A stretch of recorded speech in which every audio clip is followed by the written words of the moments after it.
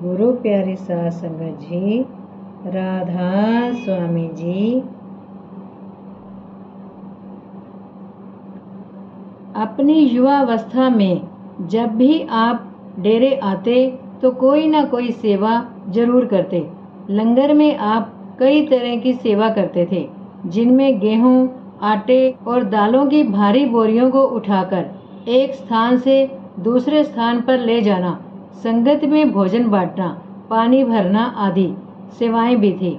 संगत तथा दूसरे सेवादारों के प्रति आपका व्यवहार इतना प्रेम और नम्रता से भरा था कि उनको ऐसा न लगता कि आप सतगुरु दीनदयाल के परिवार के सदस्य हैं। कभी कभी कुछ नए सेवादार जो आपको नहीं जानते थे, रुखाई के साथ आपको काम करने का आदेश देते, परंतु आप प्रसन्नता और अनुशासन के साथ उनके हुक्म का पालन करते। 30 जनवरी 1933 को हजूर महाराज जी ने आपको नामदान देकर उस मार्ग का भेद बताया जिस मार्ग पर चलकर आपने लाखों जीवों का उद्धार करना था। हालांकि आप अपने अभ्यास के बारे में कभी जिक्र नहीं करते, पर आप नियमित रूप से अभ्यास करते थे। कॉलेज के दिनों में आपका ख्याल सत्संग और भजन सिमरन की ओर इतना ज़्यादा हो गया कि हजूर बड़े महाराज जी ने आपसे फरमाया कि अभी तुम्हारा भजन करने का वक्त नहीं आया है, अभी अपनी पढ़ाई की ओर अधिक ध्यान दो।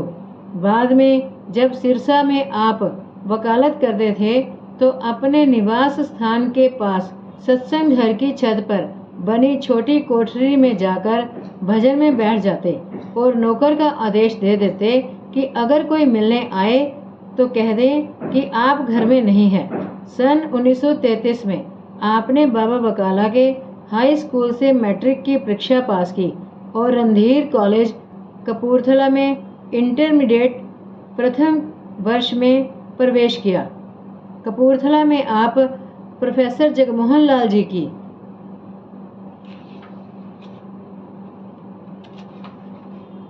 देख रेख में पढ़ाई करते रहे।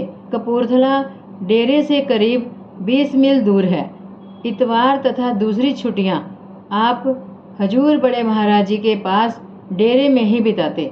गर्मी की छुट्टियों में और जून, जुलाई व अगस्त के उमस भरे दिनों में आप जब भी डेरे आते तो सत्संग में हजूर बड़े महाराज जी पर पंखा झुलाते।